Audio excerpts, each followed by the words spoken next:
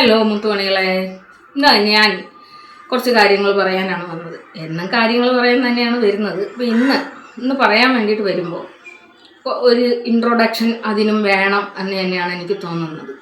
അതായത് നമ്മളെ ഫാത്തി, അയാളുടെ ഭാര്യ ഷാജിദ, പിന്നെ ഷെരീഫ്, ഇവരൊക്കെ കൂടി ഇൻവോൾവ് ആയിട്ടുള്ള ഒരു കേസ് ഇപ്പോൾ സോഷ്യൽ മീഡിയയിൽ ഇങ്ങനെ കത്തിക്കേറി പോകുന്നുണ്ടല്ലോ. ഈ കത്തിക്കേറി പോകുമ്പോൾ തന്നെ ഒരുപാട് പേര് അഭിപ്രായം പറയുന്നുണ്ട്.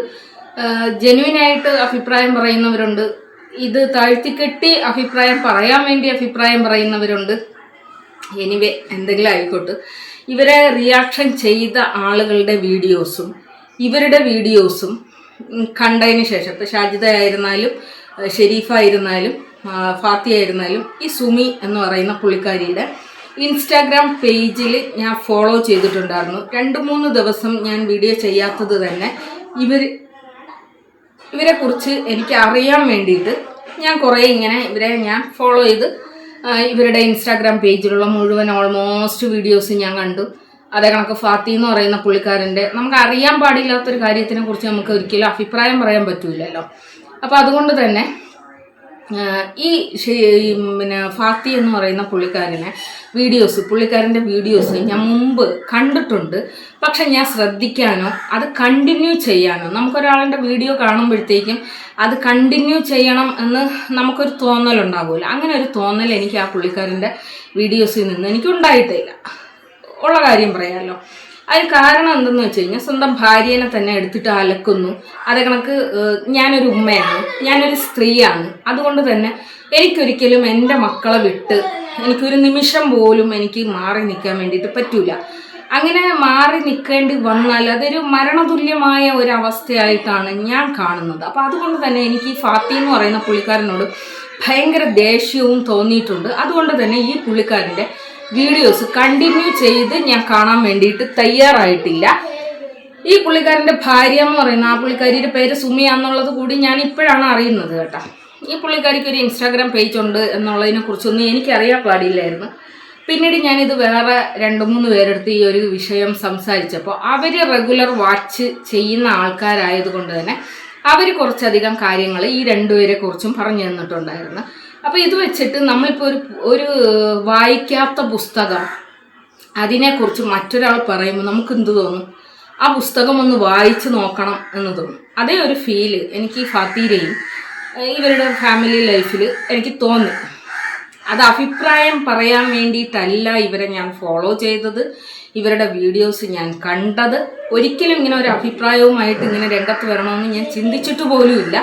പക്ഷേ ഇത് അറിഞ്ഞു കഴിഞ്ഞപ്പോൾ ഞാൻ മനസ്സിലാക്കിയ കുറേ കാര്യങ്ങളുണ്ടല്ലോ. ഇവരുടെ ലൈഫിൻ്റെ ഉള്ളിലേക്ക് കടന്നു കയറി നമുക്കൊന്നും കാണാനോ കേൾക്കാനോ ഒന്നും പറ്റാത്ത ഒരാളാണ് ഞാൻ. ഇപ്പോൾ ഷാജിദ അഭിപ്രായം പറയുമ്പോൾ ഷാജിദയ്ക്ക് പറയാം, ഷാജിദ സുമി എന്ന് പറയുന്ന പുള്ളിക്കാരിയോടും സംസാരിച്ചിട്ടുണ്ട്, ഫാത്തി എന്ന് പറയുന്ന പുള്ളിക്കാരനോടും സംസാരിച്ചിട്ടുണ്ട്. അതുപോലെ തന്നെ ഓൾമോസ്റ്റ് ഈ സുമി എന്ന് പറയുന്ന പുള്ളിക്കാരിത്തിയോട് സംസാരിച്ച ഒരുപാട് യൂട്യൂബേഴ്സൊക്കെ ഉണ്ട്. ഞാൻ ഇവരോട് ആരോടും സംസാരിക്കാത്ത ഒരാളാണ്. ഇവരെ പുറമേ നിന്ന് കണ്ട് ഞാൻ വിലയിരുത്തിക്കൊണ്ട് ഞാൻ പറയുന്ന എൻ്റെ ഒരു ഒപ്പീനിയൻ മാത്രമല്ല, എൻ്റെ ഒരു അഭിപ്രായം മാത്രമാണ് ഇത്.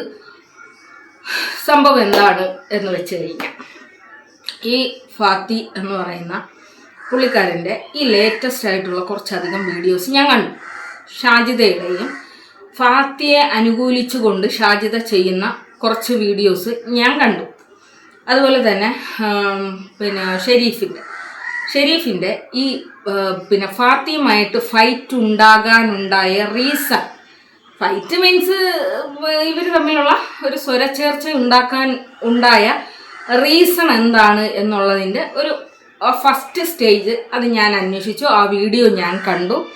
അപ്പോൾ അതിൻ്റെയൊക്കെ ഫലമായിട്ട് ഞാനൊരു കാര്യം പറയുന്നു. അതായത് നമ്മൾ ഇപ്പോൾ ഒരു കുട്ടിക്ക് വളരാൻ അമ്മയുടെയും അച്ഛൻ്റെയും തണലും കെയറിങ്ങും സ്നേഹവും ഒക്കെ വേണം.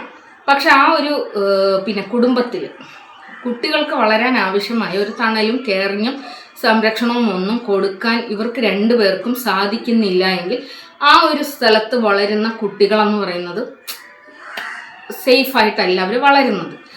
അങ്ങനെ ഇരിക്കുമ്പോൾ ഇവർ വേർപെട്ടാലാണ് ഈ കുട്ടികൾക്ക് നല്ലൊരു ജീവിതം കിട്ടുന്നത് എങ്കിൽ അങ്ങനെ വേർപെട്ട് ജീവിക്കണം എന്ന് തന്നെ പറയുന്ന ഒരാളും കൂടിയാണ് കേട്ടോ ഞാൻ എൻ്റെ ഒരു ഫാമിലി ലൈഫ് എടുത്തു കഴിഞ്ഞാൽ ഞാൻ വളരെ സക്സസ് ആയിട്ടാണ് ജീവിക്കുന്നത്. അപ്പോൾ എനിക്കും എൻ്റെ ഉള്ളിലുള്ള ആഗ്രഹം എന്ന് പറയുന്നത് എല്ലാവരും ഇതുപോലെ സക്സസ് ആയിട്ട് ജീവിക്കണം, എല്ലാവരും ഇതുപോലെ ഭാര്യ ഭർത്താക്കന്മാരായിട്ടും ഭാര്യ ഭർത്താവിൻ്റെ സ്നേഹം കണ്ട് മക്കൾ വളരണം എന്നൊക്കെ ഉള്ളതാണ് നമ്മൾ ആഗ്രഹമെങ്കിലും ചില സ്ഥലങ്ങളിലെങ്കിലും നമുക്കങ്ങനെ സാധിക്കില്ല. ചില വ്യക്തികളിൽ അവർ ജീവിച്ചു വന്ന സാഹചര്യങ്ങൾ, അവരുടെ സാഹചര്യങ്ങൾ അവരെ പല രീതിയിലാണ് ചിന്തിപ്പിക്കുന്നത്, അവരെ പല രീതിയിലാണ് പ്രവർത്തിപ്പിക്കുന്നത്.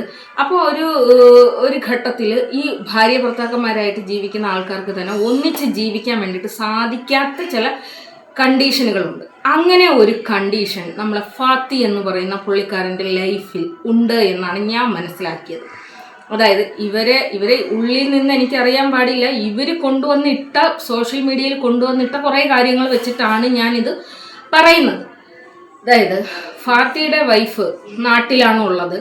ഫാത്തിയുടെ സിസ്റ്ററായിട്ടുള്ള പുള്ളിക്കാരത്തിയെ കല്യാണം കഴിച്ച് വിട്ട സ്ഥലത്ത് നിന്ന് ആ പുള്ളിക്കാരത്തി മറ്റൊരു പുള്ളിക്കാരനുമായിട്ട് ഒളിച്ചോടി വന്ന ആ പുള്ളിക്കാരൻ, അവർ നിക്കാഹൊക്കെ കഴിഞ്ഞിട്ടായിരിക്കും ജീവിക്കുന്നതെങ്കിലും ആ പുള്ളിക്കാരൻ, അതായത് പെങ്ങളുടെ രണ്ടാമത്തെ ഭർത്താവ് ഈ ഫാത്തി എന്ന് പറയുന്ന പുള്ളിക്കാരൻ്റെ വൈഫുമായിട്ട് റിലേഷൻ ഉണ്ട് എന്നുള്ളതാണ് ഇവിടത്തെ വിഷയം. തുടങ്ങുന്ന സ്റ്റാർട്ടിങ് എന്ന് പറയുന്ന ഇവർ ഭാര്യ ഭർത്താക്കന്മാർ തമ്മിൽ ഉണ്ടാകുന്ന വിഷയം. ഈ വിഷയത്തിൽ അങ്ങോട്ടും ഇങ്ങോട്ടും ചോദ്യങ്ങളായി ഉത്തരങ്ങളായി ഒടുവിൽ ഈ ഫാത്തി എന്ന് പറയുന്ന പുള്ളിക്കാരൻ തന്നെ രണ്ടാമത് കല്യാണം കഴിച്ചതാണ് ഈ സുമി എന്ന് പറയുന്ന ആളിനെ. അവരെ കൊണ്ടുവന്ന് അവരെ ഒരു അടുക്കള ജോലിക്കാരിയാക്കി ഇടുകയല്ല ചെയ്തത്, മറിച്ച് അയാളുടെ ചെലവിന് ഇവളെ നഴ്സിങ്ങിന് പഠിപ്പിച്ചു. എവിടെയോ ജോലിക്ക് കയറണമെന്ന് പറഞ്ഞപ്പോൾ അവിടെ എത്ര പൈസയൊക്കെ കെട്ടിവെക്കണമെന്നുണ്ടായിരുന്നു, അവിടെ കെട്ടിവെച്ച് ഇവരെ ജോലിക്ക് കയറ്റുകയും ചെയ്തു.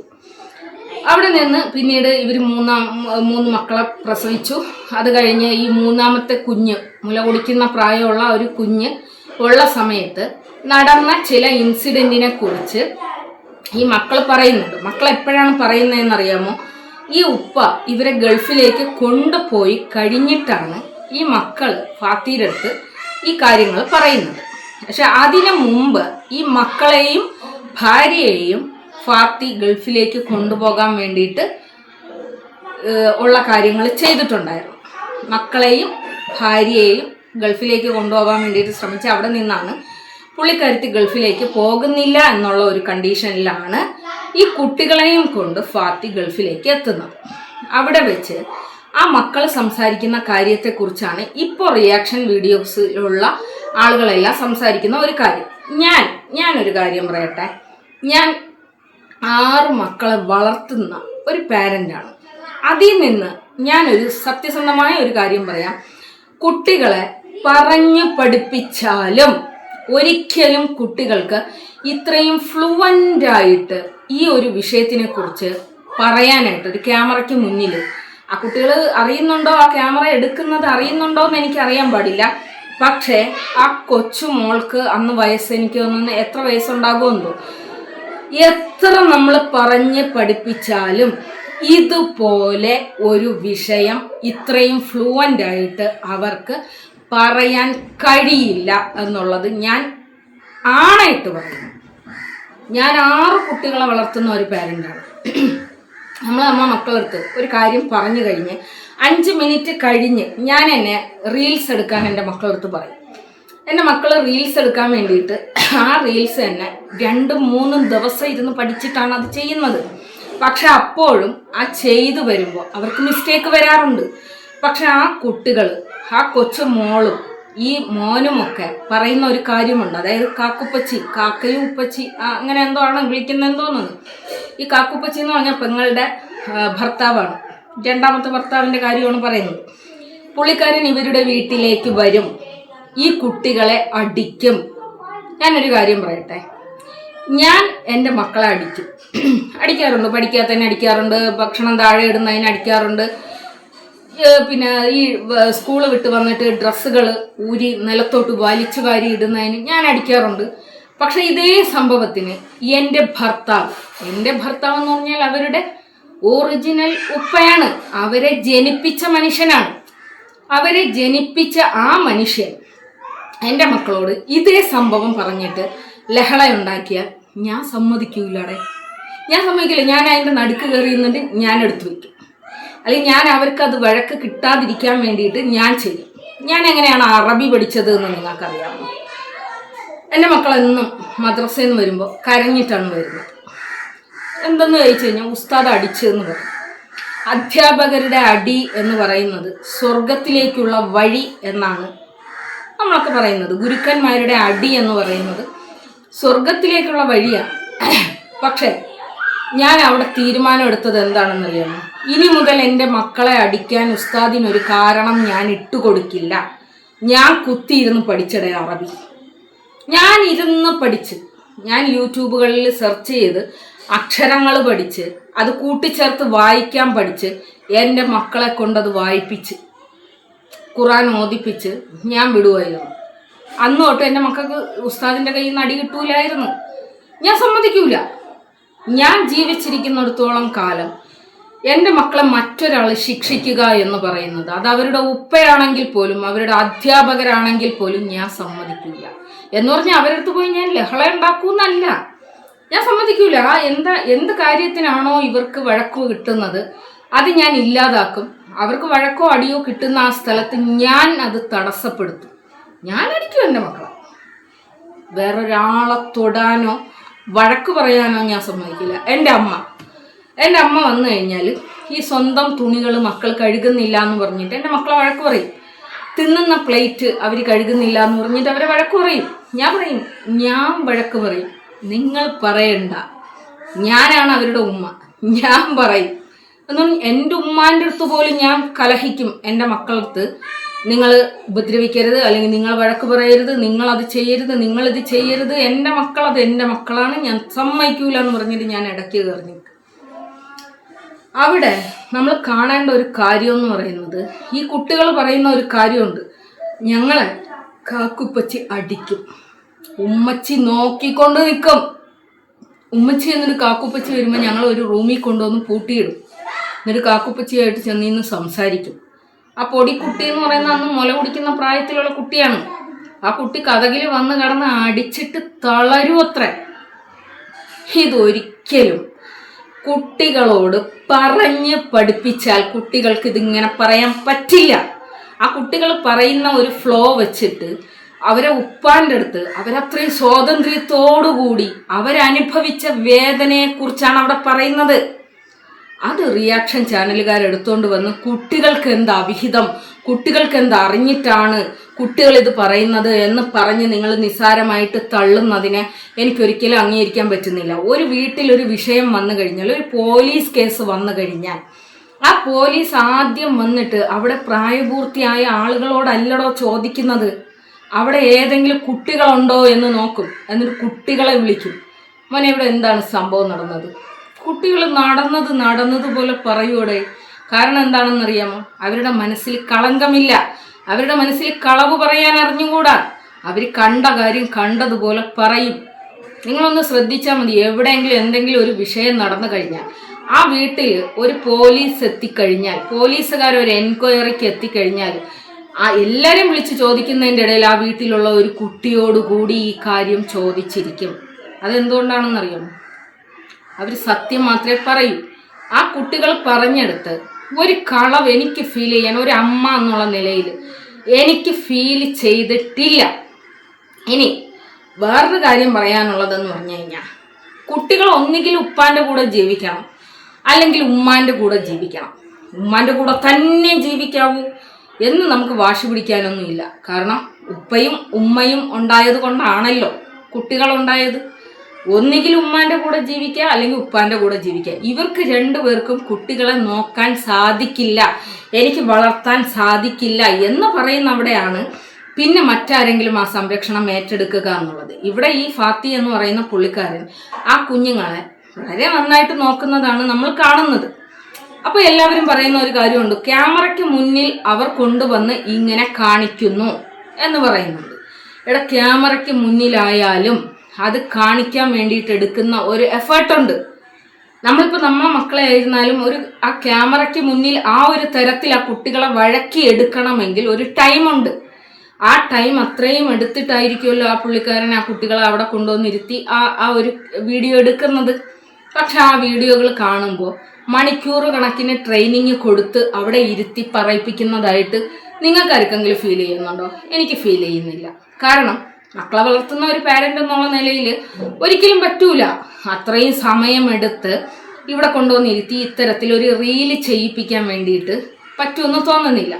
ആ പുള്ളിക്കാരൻ വളരെ നന്നായിട്ട് ആ കുട്ടിയുടെ മുടി കെട്ടിക്കൊടുക്കുന്നുണ്ട്, അതിനെ കുളിപ്പിക്കുന്നുണ്ട്, അതിന് ഡ്രസ്സ് ഇടിപ്പിക്കുന്നുണ്ട്, അതിനെ കൊണ്ട് നടക്കുന്നുണ്ട്. ഇതെല്ലാം വീഡിയോ എടുക്കുന്നത് ഇയാളുടെ മറ്റൊരു മകനും കൂടിയാണ്. അപ്പോൾ ഇത് 2 കുട്ടികളെ നോക്കുക എന്നുള്ളത് ഇപ്പം എല്ലാവരും പറയുന്ന ഒരു കാര്യമുണ്ട്. ആളുകളെ കാണിക്കാൻ വേണ്ടിയിട്ട് ഈ പുള്ളിക്കാരൻ ഈ മക്കളെ നോക്കുന്നു. ആളുകളെ കാണിക്കാൻ വേണ്ടിയിട്ടാണെങ്കിലും ഈ കുട്ടികളെ നോക്കണമെങ്കിൽ ഈ ഒരു പ്രായത്തിൽ കാക്കയ്ക്കും പൂച്ചയ്ക്കും കൊടുക്കാതെ ആ മക്കളെ പോറ്റണമെങ്കിൽ മറ്റുള്ളവരെ കാണിക്കാൻ വേണ്ടിയാണെങ്കിൽ പോലും നമ്മൾ എടുക്കുന്ന ഒരു റിസ്ക് ഉണ്ട്. നിങ്ങളെല്ലാവരും പുറമേ നിന്ന് കാണുന്ന ഒരു കാര്യം മാത്രമാണ് മക്കളെ വളർത്തുക എന്ന് പറയുന്നത്. മക്കളെ വളർത്തുക എല്ലാവരും ചെയ്യുന്ന കാര്യം തന്നെയാണ്. ഈ ചെയ്യുന്നതിൻ്റെ ഇടയിൽ തൊണ്ടക്കുഴിയിൽ ഒരു ഭക്ഷണ സാധനം തൊണ്ടക്കുഴിയിൽ കുടുങ്ങാതിരിക്കാൻ, ഒരു പനി വന്നാൽ, ഒരു ചുമ വന്നാൽ, അവർ കിടക്കുന്ന സ്ഥലത്ത് നിന്ന് രാത്രിയിൽ കഴിച്ച ഫുഡൊന്നും മണ്ടേ കയറാതിരിക്കാൻ ഒക്കെ ഇങ്ങനെ ശ്രദ്ധയോടുകൂടി ഇരിക്കുന്ന ഒരു പാരൻ്റ് ഉണ്ട്. അത് ഉമ്മയ്ക്ക് മാത്രം സാധിക്കുന്നതാണ്. ആ സ്ത്രീക്ക് മാത്രം സാധിക്കുന്ന ഒരു കാര്യം ആ പുള്ളിക്കാരൻ ആ 2 കുഞ്ഞുങ്ങളെയും നോക്കുന്നുണ്ട് എങ്കിൽ അത് അപ്രിഷിയേറ്റ് ചെയ്യേണ്ടുന്ന കാര്യം തന്നെയാണോ. ഒരു ഉപ്പയായിട്ട്, ഒരു പുരുഷനായിട്ട്, ഒരു സ്ത്രീ ചെയ്യുന്ന കാര്യങ്ങൾ അയാൾ ചെയ്യുന്നുണ്ട് എങ്കിൽ അത് അപ്രിഷിയേറ്റ് ചെയ്യേണ്ടുന്ന കാര്യം തന്നെയാണ്. ലോകത്തിന് ആരെന്ത് പറഞ്ഞാലും അതിനെ അപ്രിഷിയേറ്റ് ചെയ്യണം. ആ കുട്ടികൾക്ക് ഇന്ന് വരെയും യാതൊരു കുറവുമില്ലാതെ, യാതൊരു കുഴപ്പവുമില്ലാതെ ആ പുള്ളിക്കാരൻ കൊണ്ട് നടന്നിട്ടുണ്ട് എങ്കിൽ അത് കണ്ണിൽ എണ്ണ ഒഴിച്ചിട്ട് തന്നെയാണല്ലോ. നമ്മൾ തന്നെ എത്ര കേസുകൾ കാണുന്നുണ്ട്. ഭക്ഷണം കഴിച്ച് തൊണ്ടക്കുഴിയിൽ കയറി മരണപ്പെട്ടു, കുട്ടി മരണപ്പെട്ടു. സ്വിമ്മിംഗ് പൂളിൽ പോയിട്ട് വീണിട്ട് കുട്ടി മരണപ്പെട്ടു. ഉപ്പാൻ്റെയും ഉമ്മാൻ്റെ കൈവിട്ട് പിന്നെ വാഹനത്തിൽ പോയി അവിടെ നിന്ന് വീണിട്ട് മരണപ്പെട്ടു. എന്തെല്ലാം കേസുകൾ കാണുന്നുണ്ട്.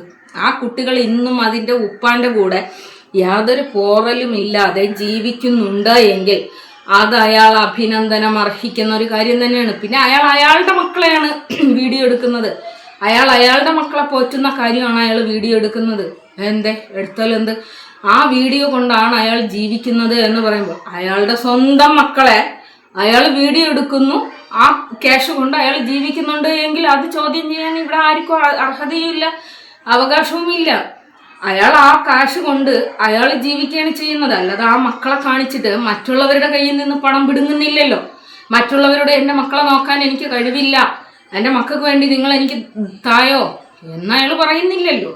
അയാൾ നല്ല സുന്ദരമായിട്ട് അയാൾ ആ കുട്ടികളെ നോക്കുന്നു. ഉമ്മ അല്ലെങ്കിൽ ഉപ്പ നോക്കണം. ഉമ്മാൻ്റെ കയ്യിലും ഒരു കുട്ടിയുണ്ട്, 2 കുട്ടികൾ ഇയാളുടെ കയ്യിലും ഉണ്ടല്ലോ. 2 പേരും ഉമ്മാൻ്റെയും ഉപ്പാൻ്റെയും കൂടെ ഇല്ലേ.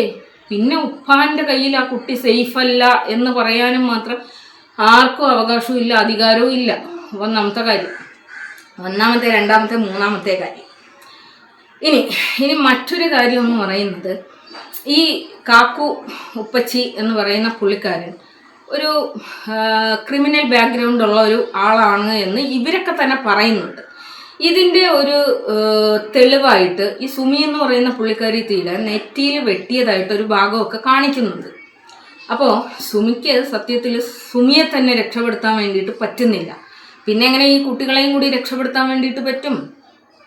2, ഇനി ഈ പുള്ളിക്കാരൻ, ഈ ഫാത്തി എന്ന് പറയുന്ന പുള്ളിക്കാരന് നാട്ടിൽ വന്ന് സ്വന്തം ഉപ്പാനെയും ഉമ്മാനെയും കാണാൻ വേണ്ടിയിട്ട് പറ്റാത്തൊരു കണ്ടീഷനിലാണ്. കാരണം സിനിമയിലെ നായകനൊന്നും അല്ലല്ലോടെ ഫാത്തി എന്ന് പറയുന്ന പുള്ളിക്കാരൻ. അയാളെ ഇപ്പം മനഃപൂർവ്വം ഒരാൾ വെട്ടിക്കൊല്ലണം അല്ലെങ്കിൽ ഒരു അപകടപ്പെടുത്തണം എന്ന് പറഞ്ഞ് കാത്തിരിക്കുന്നവരുടെ ഇടയിലേക്ക് ഞാൻ താണ്ട മോഹൻലാൽ എന്ന് പറഞ്ഞു വന്ന് നിൽക്കാൻ വേണ്ടിയിട്ട് ഫാത്തി സിനിമയൊന്നും അല്ലല്ലോ അഭിനയിക്കുന്നത്, ജീവിതമല്ലേ ജീവിച്ച് തീർക്കുന്നത്. പുള്ളിക്കാരൻ അറിയാം നാട്ടിൽ വന്നു കഴിഞ്ഞാൽ ഇവരൊക്കെ കൂടി ആ ഫാത്തി എന്ന് പറയുന്ന പുള്ളിക്കാരനെ പഞ്ഞിക്കിടും, അല്ലെങ്കിൽ ജീവൻ തന്നെ നഷ്ടപ്പെടുത്തിയേക്കും എന്നുള്ളത് അറിയാം. അപ്പൊ തന്നെ വിശ്വസിച്ച് തൻ്റെ 2 മക്കള് തൻ്റെ ഒപ്പം ഉണ്ട് എന്നുള്ള ആ ഒരു ചിന്തയായിരിക്കും അയാൾ നാട്ടിൽ പോലും പോവാതെ ആ കുട്ടികൾക്ക് വേണ്ടിയിട്ടായിരിക്കണം അവിടെ നിൽക്കുന്നത്. അയാൾ നാട്ടിലെത്തിയാൽ ഒരു പക്ഷേ അയാളെ കൊന്നേക്കാം, അയാളെ പഞ്ഞിക്കിട്ടേക്കാം. അതിൻ്റെ ഭവിഷ്യത്ത് അനുഭവിക്കാൻ പോകുന്നത് മക്കളായിരിക്കാം. ഇനി ഈ കാര്യങ്ങളെല്ലാം മക്കള് ഈ തന്ത്യാനോട് പറഞ്ഞു എന്നുള്ള ഒരൊറ്റ കാരണം മതി ആ മക്കളോടും പകയും വാശിയും വൈരാഗ്യവും തീർക്കാൻ വേണ്ടിയിട്ട്. അപ്പൊ ആ മക്കളെ സേഫായിട്ട് അവർക്ക് നല്ലൊരു ജീവിതം കൊടുക്കും, ഞാൻ ഉണ്ടാക്കി കൊടുക്കും എന്ന് പറയുന്ന ആ ഒരു ഉപ്പാനെ ലോകത്ത് ആർക്കാണ് കുറ്റം പറയാൻ അധികാരമുള്ളത് എന്നെനിക്ക് തോന്നിപ്പോകുന്ന ഒരു കാര്യമാണ്. ഇനി ഈ പിന്നെ സഹോദരീനെ കൊണ്ട് സംസാരിപ്പിച്ചു എന്ന് പറഞ്ഞുകൊണ്ട് ഒരു വീഡിയോ അവർ ഇട്ടിട്ടുണ്ട്, സഹോദരി വന്നിട്ട് ഇട്ടിട്ടുണ്ട്. അതിന് മുമ്പ് അത് പറയിപ്പിക്കാൻ വേണ്ടിയിട്ട് വരുമ്പോൾ ഈ ജംഷീർ എന്ന് പറയുന്ന പുള്ളിക്കാരൻ ഒരു വീഡിയോ എടുത്ത് ഫാത്തിക്ക് അയച്ചു കൊടുത്തിട്ടുണ്ട്. അതും ഒക്കെ ഫാത്തി എടുത്ത് വീഡിയോ ആയിട്ട് ചെയ്തിട്ടുണ്ട്. ഇവിടെ ഇത് കുടുംബ പ്രശ്നമാണ്, ഇതിലൊരിക്കലും നമ്മൾ അഭിപ്രായം പറയാൻ പാടില്ല. എങ്കിലും ഇത്രയും കാര്യങ്ങൾ പുറമേ നിന്ന് കാണുന്ന ഞാൻ വിലയിരുത്തിയ ഒരു കാര്യമാണ്. ഇനി വേറൊരു കാര്യം കൂടിയുണ്ട്. അതായത് നമ്മൾ ഈ സുമി എന്ന് പറയുന്ന ക്യാരക്ടറിനെ ഇൻവിസിബിൾ ആയിട്ടാണ് കാണുന്നത്. ഇവിടെ വേറൊരു വിഷയം കൂടി ഉള്ളതെന്ന് പറയുന്നത് ഫാത്തിയുടെ ജീവിതമായിട്ട് മക്കളുമായിട്ട് അടിച്ചു പൊളിച്ച് ജീവിക്കുന്ന സമയത്ത് ഈ സുമി എന്ന് പറയുന്ന പുള്ളിക്കാരത്തി ഇൻസ്റ്റാഗ്രാം ഉപയോഗിച്ചുകൊണ്ട് ഇൻസ്റ്റാഗ്രാമിൽ സ്റ്റോറികൾ ഇടാറുണ്ട്. ഇൻസ്റ്റാഗ്രാമിലെ സ്റ്റോറികൾക്ക് ഒരു പ്രത്യേകതയുണ്ട്. സ്റ്റോറി ഒരു ദിവസം കഴിഞ്ഞു കഴിഞ്ഞാൽ അത് ഡിലീറ്റ് ആവും. ഈ സ്റ്റോറികൾക്ക് മറുപടിയുമായിട്ടാണ് വീഡിയോസുമായിട്ട് ഫാത്തി പ്രത്യക്ഷപ്പെടുന്നത്. നമ്മൾ കാണുമ്പോൾ ഈ ഇൻവിസിബിൾ ആയിട്ടുള്ള ഒരു പുള്ളിക്കാരത്തിനെ കുറിച്ച് വീഡിയോ ചെയ്യുന്ന ഒരു ഫാത്തിനെയാണ് നമ്മൾ കാണുന്നത്. പക്ഷെ ഇവിടെ അങ്ങോട്ട് ചെന്ന് ഞോണ്ടി വാങ്ങിക്കുന്ന ഒരു സുമി എന്ന് പറയുന്ന ക്യാരക്ടർ ഇപ്പുറത്തെ സൈഡും ഉണ്ട്. മനസ്സിലാവുന്നുണ്ടോ? ഇവിടെ ഇൻസ്റ്റാഗ്രാം എന്ന് പറയുന്ന പേജിൽ സ്റ്റോറി ഇടുമ്പോൾ അതിന് മറുപടി ആയിട്ടാണ് ആര് വരുന്നത്? ഫാത്തി വരുന്നത്. അപ്പൊ അതും നമ്മൾ കാണില്ല. നമ്മൾ കാണുന്നത് എന്ന് പറയുന്ന ഫാത്തി ഇടുന്ന വീഡിയോസ് മാത്രമാണ് നമ്മൾ കാണുന്നത്. ഇവിടെ സുമി നോണ്ടിയിട്ട് വാങ്ങിച്ചു പിടിച്ചത് ആരും കാണുന്നില്ല എന്നുള്ളതാണ്. മനസ്സിലാവുന്നുണ്ടോ? അപ്പൊ ഇത്രയും കാര്യങ്ങളാണ് ഈ ഒരു വിഷയത്തിൽ ഞാൻ മനസ്സിലാക്കിയ ഒരു സത്യം. കുട്ടികളെ സന്തോഷത്തോടു കൂടി അല്ല ജീവിക്കുന്നത് എന്ന് പലരും പറയുന്നുണ്ടെങ്കിലും ആ ഉപ്പാന്റെ കയ്യിലും ആ ഉപ്പാന്റെ അടുത്ത് ആ മോളും ആ മോനും ഒക്കെ എത്രത്തോളം സന്തോഷത്തോടു കൂടിയാണ് ഇരിക്കുന്നതെന്നുള്ളത് അവരെ എത്ര അടിച്ചു പറയിപ്പിച്ചാലും അങ്ങനെ അവർക്കൊരു സന്തോഷം ആക്ട് ചെയ്യാൻ വേണ്ടിയിട്ടൊന്നും പറ്റുന്ന ഒരു പ്രായമല്ല. കുറച്ചുകൂടി മുതിർന്നാൽ ചിലപ്പോൾ അവർ ചെയ്യുമായിരിക്കാം, അല്ലെങ്കിൽ ഉപ്പ പിന്നെ ചെയ്ത കാര്യങ്ങളെക്കുറിച്ചൊക്കെ അവർ പറയുമായിരിക്കാം.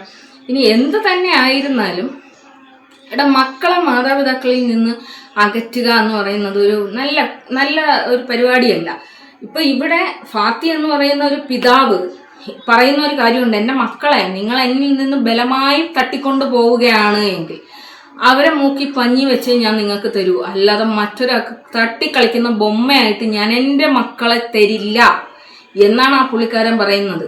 മറ്റൊരാൾക്ക് അയാളുടെ ഫ്രസ്ട്രേഷൻ തീർക്കാൻ വേണ്ടിയിട്ട് ഞാൻ എൻ്റെ കുഞ്ഞുങ്ങളെ തരില്ല എന്നാണ് പറയുന്നത്. മനസ്സിലായ? അപ്പോൾ ഈ ഒരു വിഷയം എന്ന് പറയുന്നത് ഭയങ്കര ഒരു നമുക്കൊന്നും അംഗീകരിക്കാനും അല്ലെങ്കിൽ നമുക്ക് വിശ്വസിക്കാനും ഒന്നും പറ്റാത്ത ഒരു കഥയാണ്. ചുരുളഴിയാത്ത കുറേയധികം കഥകളുള്ള ഒരു കഥ കേട്ട് കഴിഞ്ഞപ്പോൾ എനിക്ക് ഫാത്തി എന്ന് പറയുന്ന പുള്ളിക്കാരനോട് എനിക്ക് പ്രത്യേകിച്ച് ഒരു കരുണയും എനിക്കില്ല. പക്ഷേ ഇത്രയും കാര്യങ്ങൾ ഞാൻ മനസ്സിലാക്കി കഴിഞ്ഞപ്പോൾ ആ പുള്ളിക്കാരന് വേണ്ടിയിട്ട് ഇത്രയും കാര്യമെങ്കിലും പറയാതെ പോവല് ശരിയല്ല. റിയാക്ഷൻ ചാനൽ ചെയ്യുന്നവരായിരുന്നാലും റിയാക്ഷൻ വീഡിയോസ് ചെയ്യുന്നവരായിരുന്നാലും നിങ്ങളുടെ ഹൃദയത്തിൽ തൊട്ട് ഈ ഒരു കേസ് നിങ്ങൾ അന്വേഷിക്കണം. നിങ്ങൾ പറഞ്ഞിരിക്കുന്ന വീഡിയോസിലുള്ളതാണോ സത്യം എന്നുള്ളതും നിങ്ങൾ റിയലായിട്ട് ഒന്ന് മനസ്സിരുത്തി ഇവരുടെ വീഡിയോസ് ഒന്ന് ചെക്ക് ചെയ്യുക. ആ പുള്ളിക്കാരൻ പറഞ്ഞിരിക്കുന്നതും ഈ സുമി എന്ന് പറഞ്ഞിരിക്കുന്ന പുള്ളിക്കാരത്തി ചെയ്തിട്ടുള്ളതുമായിട്ടുള്ള കാര്യങ്ങൾ, പിന്നെ ഷാജി പറയുന്ന ഒരുപാട് കാര്യങ്ങൾ നമുക്ക് അംഗീകരിക്കാൻ വേണ്ടിയിട്ട് പറ്റുന്ന ഒരു കാര്യമല്ല. പക്ഷേ പുള്ളിക്കാരത്തി ചെയ്ത ഒരു കാര്യമുണ്ട്. അതായത് രണ്ടുപേരുടെയും ഭാഗം പുള്ളിക്കാരി കേട്ടിട്ടുണ്ട്. ഈ രണ്ടുപേരുടെയും ഭാഗം കേട്ടതിൽ നിന്നും പുള്ളിക്കാരിക്ക് തോന്നിയ ഒരു ന്യായം ഈ ഫാത്തി എന്ന് പറയുന്ന ആളിൽ കണ്ടത് കൊണ്ടാണ്. എന്നെ സംബന്ധിച്ചിടത്തോളം എനിക്ക് ഫാത്തി ആയിരുന്നാലും ഷാജിദ ആയിരുന്നാലും സുമി ആയിരുന്നാലും എല്ലാം കണക്കായിട്ടുള്ള ആൾക്കാരാണ്. പക്ഷെ ഞാൻ ഇതിൽ ആർക്കും ന്യായമോ പക്ഷം പിടിക്കാനോ ഒന്നുമല്ല വന്നത്. മക്കളുടെ ഭാവി മാത്രമാണ് ഞാൻ ഇതിൽ കണക്ക് കൂട്ടിയത്. പിന്നെ ആ കുട്ടികൾ ചെയ്തിരിക്കുന്ന ആ വീഡിയോ, ആ കുട്ടികളെ കൊണ്ട് പറയിക്കാൻ അത് പറ്റില്ലടാ. എങ്ങനെ നമ്മൾ നോക്കിയാലും ആ കുട്ടികളെ കൊണ്ട് ഇത് പറയിപ്പിക്കുക, ഇത്രയും വലിയൊരു കാര്യം പറയിപ്പിക്കുക എന്ന് പറയുന്നത് ഇമ്പോസിബിൾ ആയിട്ടുള്ള കാര്യം തന്നെയാണ്. അവിടെ കുട്ടികൾ പറയുന്നില്ല ഉമ്മയും കാക്കുപ്പച്ചിയും അവിഹിതമാണ് എന്ന് കുട്ടികൾ പറയുന്നില്ല. പക്ഷെ അവർ പറഞ്ഞു വന്ന ആ ഒരു കാര്യം എന്ന് പറയുന്നത് വിരൽ ചൂണ്ടുന്നത് ഒരു പക്ഷത്തേക്ക് തന്നെയാണ്. അപ്പം അതുകൊണ്ട് ഇതൊക്കെ കോടതി വഴി പിന്നെ കുട്ടികൾ സേഫായിട്ടിരിക്കണം എന്നുള്ളതാണ്. കോടതി വഴി തന്നെ മൂവ് ചെയ്തിട്ട് കുട്ടികൾ സേഫായിരിക്കണം എന്നുള്ളത് തന്നെയാണ് എനിക്ക് ഈ പറയുന്ന ഫാത്തി എന്ന് പറയുന്ന പുള്ളിക്കാരനോട് പിന്നെ തോന്നിയ ഒരു സഹതാപം എന്ന് പറയുന്നത്. പുള്ളിക്കാരൻ മക്കളെ രക്ഷപ്പെടുത്താൻ നോക്കിയെടുത്തു നിന്നാണ് പുള്ളിക്കാരനൊരു നെഗറ്റീവ് ഇമ്പാക്റ്റ് ഉണ്ടായത് എന്നാണ് ഞാൻ മനസ്സിലാക്കുന്നത്. അത് വലിയൊരു വേദന ആയിട്ട് എനിക്ക് ഫീൽ ചെയ്തത് കൊണ്ട് മാത്രം ഞാൻ ഇങ്ങനെ ഒരു വീഡിയോ ചെയ്യുന്നതാണ്. Okay, thank you.